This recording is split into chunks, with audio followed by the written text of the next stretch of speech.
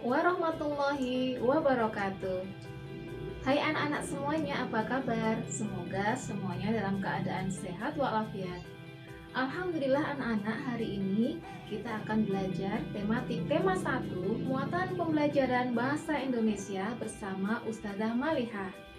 Anak-anak, hari ini kita akan belajar bagaimana menentukan ide pokok, kemudian bagaimana mengembangkan ide pokok menjadi sebuah paragraf yang baik. Anak-anak juga akan mengenal apa itu kalimat utama dan kalimat pengembang. Mungkin di kelas sebelumnya kalian juga sudah pernah mempelajari materi tersebut ya. Anak-anak, mari sebelumnya kita baca basmalah bersama-sama. Bismillahirrahmanirrahim. Semoga video pembelajaran ini dapat kalian pahami dan bermanfaat. Tujuan pembelajaran. Melalui teks bacaan organ gerak, siswa dapat menemukan ide pokok atau gagasan utama dalam teks dengan benar. Dengan kegiatan membaca dan mengingat kembali pengalaman tentang hewan peliharaan, siswa dapat membuat paragraf dengan benar. Di dalam Quran Surat Al-Baqarah ayat 31, Allah berfirman yang artinya, "Dan Dia mengajarkan kepada Adam nama-nama atau benda-benda seluruhnya, kemudian mengemukakannya kepada para malaikat, lalu berfirman, 'Sebutkanlah kepadaku nama benda-benda itu, jika kamu memang benar-benar orang yang benar.'" Masya Allah anak-anak, manusia mengenal bahasa sehingga mengenal nama-nama dan karakteristik benda agar manusia dapat hidup dan mengambil manfaat dari alam. Semua telah diajarkan Allah sejak Nabi Adam diciptakan. Anak-anak, tahukah kalian apa itu ide pokok? Mungkin di kelas sebelumnya kalian pernah mempelajarinya. Ide pokok adalah gagasan yang menjadi dasar sebuah paragraf. Nama lain dari ide pokok antara lain ada pokok pikiran, pikiran pokok, gagasan utama, gagasan pokok, atau pikiran utama. Ide pokok disajikan dalam bentuk kalimat utama. Nah, apa itu kalimat utama?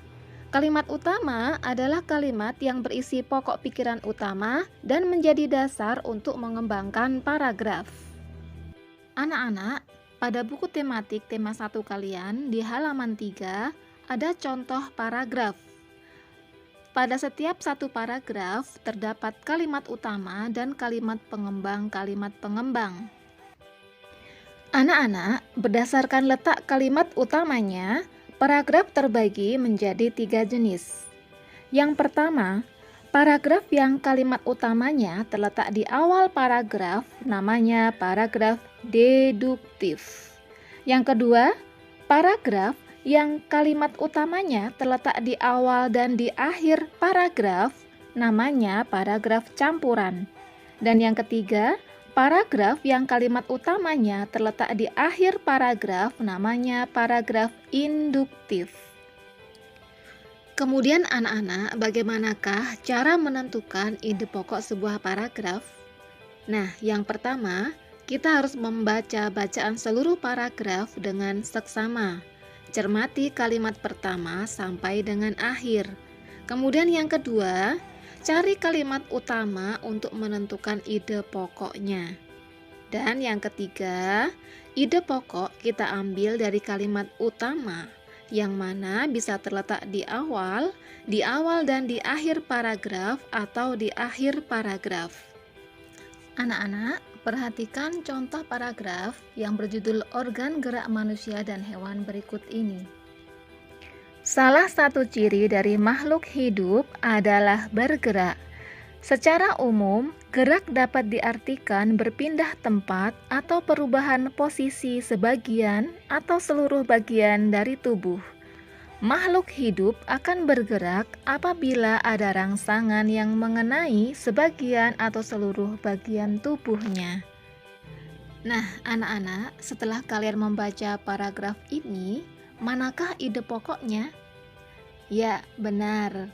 Ide pokok bacaan ini termuat dalam kalimat utama yang terletak di awal paragraf, yaitu salah satu ciri dari makhluk hidup adalah bergerak. Jadi, dalam setiap paragraf terdiri dari kalimat utama dan kalimat pengembang-kalimat pengembang. Dari kalimat utama tersebut, kita bisa menentukan ide pokok, karena ide pokok termuat dalam kalimat utama. Nah, anak-anak, sudah paham kan bagaimana cara menentukan ide pokok dalam sebuah paragraf? Nah, sekarang apa sih fungsi ide pokok itu? Fungsi ide pokok adalah memberikan penjelasan dari inti suatu bacaan atau paragraf sehingga pembaca dapat dengan mudah memahami paragraf tersebut. Alhamdulillah, anak-anak, cukup sekian pembelajaran hari ini bersama Ustazah Malihah. Sampai berjumpa kembali pada video pembelajaran berikutnya tentang membuat paragraf. Sekian dari Ustazah. Wassalamualaikum warahmatullahi wabarakatuh.